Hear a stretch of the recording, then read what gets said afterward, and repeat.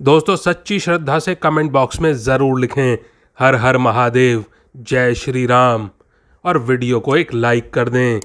दोस्तों रसोई घर में रखा हुआ तवा कभी भी धन की कमी नहीं होने देगा आपको। चलिए जानते हैं कैसे।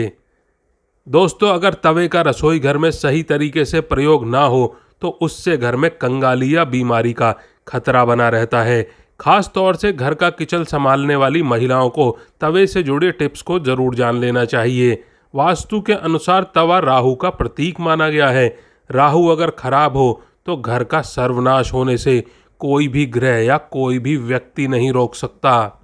इसीलिए घर में रखा हुआ तवा आपकी किस्मत चमका भी सकता है और बिगाड़ भी सकता है। वास्तु शास्त्र में तवे से जुड़े कुछ वास्तु नियम भी बताए गए हैं जिनका हमें पालन करना चाहिए। चलिए जानते हैं उन नियमों के बारे में और दोस्तों वीडियो को पूरा अंत तक जरूर देखिएगा। नंबर 1, तवा या कढ़ाई को कभी भी उल्टा नहीं रखना चाहिए। उल्टा तवा रखने से या फिर कढ़ाई को रखने से घोर संकट और आर्थिक दिक्कतें आती हैं जीवन में। तवा और कढ़ाई जहां खाना बनता है उसके दाईं तरफ रखना चाहिए। तवे को कभी भी गैस के ऊपर रखकर नहीं छोड़ना चाहिए। चूल्हे पर काम खत्म होने के बाद में तवा भी हटा देना चाहिए वहां से। और दोस्तों गर्म तवे पर कभी भी पानी ना डालें क्योंकि इससे निकलने वाली आवाज़ आपके जीवन में मुश्किलों का कारण बन सकती है। तवा हमेशा साफ और चमकदार रखें क्योंकि यह आपकी किस्मत का प्रतिबिंब होता है। तवा जितना चमकेगा किस्मत भी उतनी ही निखरेगी आपकी। तवे या कढ़ाई को कभी भी तीखी या नुकीली चीज़ों से ना खुरचें। तवे या कढ़ाई को कभी भी झूठा ना करें, ना ही उस पर झूठी चीज़ें रखें। नंबर 2, यदि रसोई घर में तवा रोटी बनाने के बाद ऐसे ही छोड़ दिया जाता है तो इससे घर की मुखिया या फिर पति की सेहत खराब होती है। इसीलिए याद रखें जब भी तवा या कढ़ाई आप प्रयोग करें उसे अच्छे से धोकर सुखा कर रखें। नंबर 3, यदि घर में पति या बच्चे नशे की लत के शिकार हैं तो इसका मतलब ये है कि घर में बर्तनों को रखने का तरीका बिल्कुल सही नहीं है। राहु के बुरे प्रकोप के कारण ही ऐसा होता है। रात में कभी भी तवा बेसिन में ना रहने दें, उसे धोकर ही सोएं। रात में तवा हो या फिर कढ़ाई हो कभी भी गंदा ना छोड़ें। और सुबह जब भी पहली बार तवे को गैस पर रखें उस पर नमक डाल दें।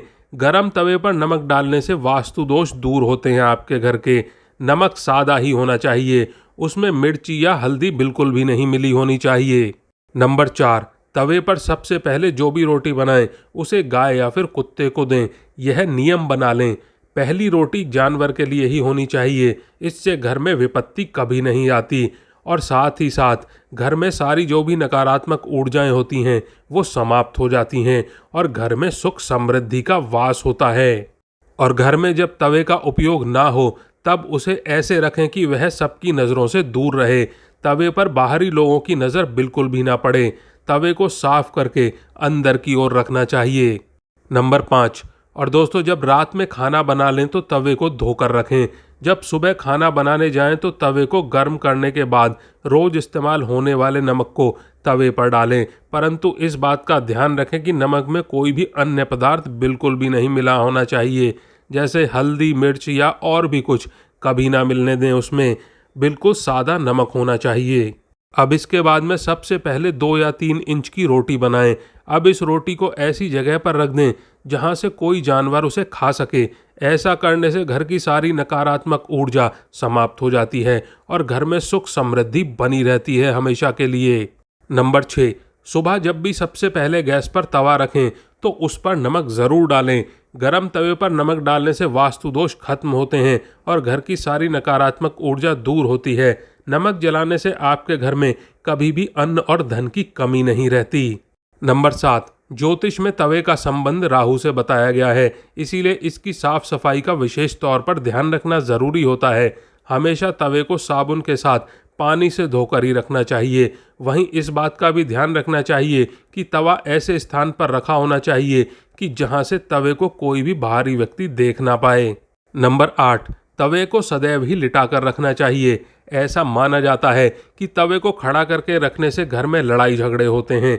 इसके अलावा इस बात का भी ध्यान रखना चाहिए कि तवे को कभी भी गैस पर खाली नहीं छोड़ना चाहिए।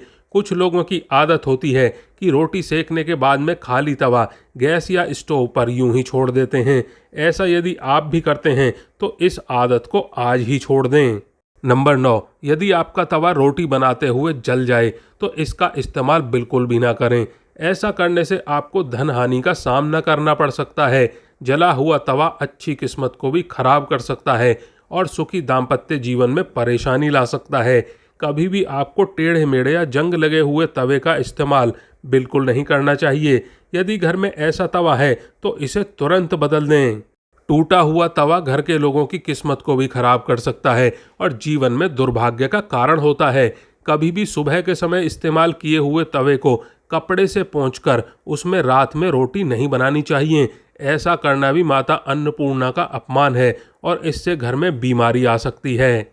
नंबर 10, वास्तुशास्त्र के अनुसार किचन में भूलकर भी बर्तन को उल्टा नहीं रखना चाहिए, चाहे कोई भी बर्तन क्यों ना हो। ऐसा करने से आपके घर में भयंकर वास्तु दोष लग सकता है, जिसका नकारात्मक प्रभाव घर के प्रत्येक सदस्य पर देखने को मिलेगा।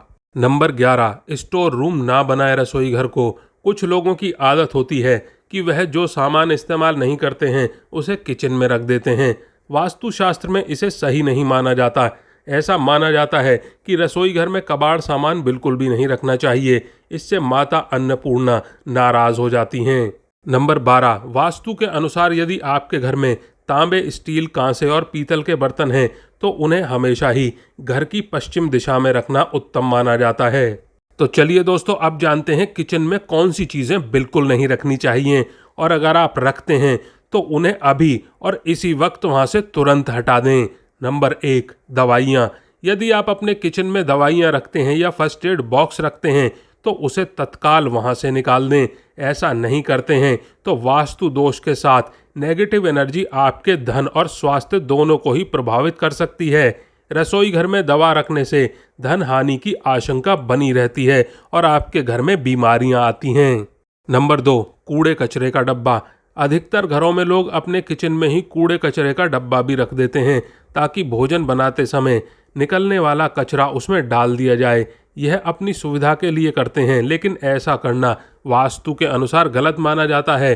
कूड़ा कचरा नकारात्मकता का प्रतीक है और वह आपकी सेहत तथा आर्थिक उन्नति को प्रभावित कर सकता है। जो स्थान देवी अन्नपूर्णा के लिए है वहाँ पर कूड़ा कचरा बिल्कुल भी नहीं रखना चाहिए। अगर आप रखते हैं तो वहाँ बिल्कुल भी कूड़ा कचरा ना रखें रसोई में। नंबर 3, प्लास्टिक के बर्तन और डब्बे। किचन में प्लास्टिक के बर्तन और डब्बे का प्रयोग नहीं करना चाहिए। इससे स्वास्थ्य संबंधित समस्याएं पैदा हो सकती हैं और नेगेटिव एनर्जी आपको परेशान कर सकती है। इतना ही नहीं, प्लास्टिक का संबंध पाप ग्रह राहु से होता है। प्लास्टिक से राहु दोष उत्पन्न होता है। नंबर 4, शीशा ना लगाएं। अगर आपकी किचन में चेहरा देखने के लिए शीशा लगा है या फिर ऐसे शीशे का इस्तेमाल हुआ है जिसमें आपके चूल्हे की आग की झलक दिखती है, उसका प्रतिबिंब बनता है, तो उस शीशे को निकाल दीजिए। वास्तु के अनुसार किचन में शीशा रखने से अतिरिक्त ऊर्जा का प्रवाह महसूस होता है। इससे किचन में आग और पानी का संतुलन बिगड़ जाता है, जो वास्तु दोष उत्पन्न करता है। नंबर 5, टूटे बर्तन बिल्कुल ना रखें। यदि आपके किचन में कप, प्लेट, कढ़ाई, तवा, थाली या फिर कोई अन्य बर्तन टूट गया है तो उसे तत्काल वहां से निकाल दें। रसोई घर में टूटे हुए बर्तन बिल्कुल नहीं रखने चाहिए, इसे अशुभ फलदायी माना जाता है। माता अन्नपूर्णा की कृपा प्राप्ति के लिए ऐसा करना चाहिए। उनके आशीर्वाद से घर में धन धान्य बढ़ता है। टूटे बर्तन से दुर्भाग्य और दरिद्रता बढ़ती है। माता लक्ष्मी नाराज होती हैं और धन हानि की आशंका बनी रहती है। नंबर 6, झाड़ू ना रखें। झाड़ू को लक्ष्मी का प्रतीक मानते हैं, लेकिन उसे कभी भी किचन में नहीं रखना चाहिए। किचन में झाड़ू रखने से परिवार के सदस्यों के बीच में विश्वास कम होता है और घर की सुख और शांति में बाधा पहुंचती है। इससे आपको वित्तीय हानि भी हो सकती है। नंबर 7, गुंधा हुआ आटा। रसोई घर में जब महिलाएं खाना बनाती हैं तब रात में गुंधा हुआ आटा बच जाता है, जिसे वह फ्रिज में रख देती हैं और सुबह फिर से उसका इस्तेमाल करती हैं। लेकिन वास्तुशास्त्र की बात करें तो यह बिल्कुल सही नहीं माना जाता है। ऐसा बिल्कुल नहीं करना चाहिए। एक तो इसमें रात भर लाखों प्रकार के बैक्टीरिया पनप जाते हैं जो स्वास्थ्य के लिए हानिकारक होते हैं। साथ ही इससे शनि और राहु का नकारात्मक प्रभाव घर पर पड़ता है, जिससे कई प्रकार की समस्याओं का सामना करना पड़ता है। दोस्तों आज के लिए बस इतना ही। हमारे द्वारा दी गई शास्त्रों के अनुसार जानकारी आपको अच्छी लगी हो तो वीडियो को लाइक करें, दोस्तों के साथ शेयर करें और कमेंट बॉक्स में सच्ची श्रद्धा से जय श्री राम ज़रूर लिखें।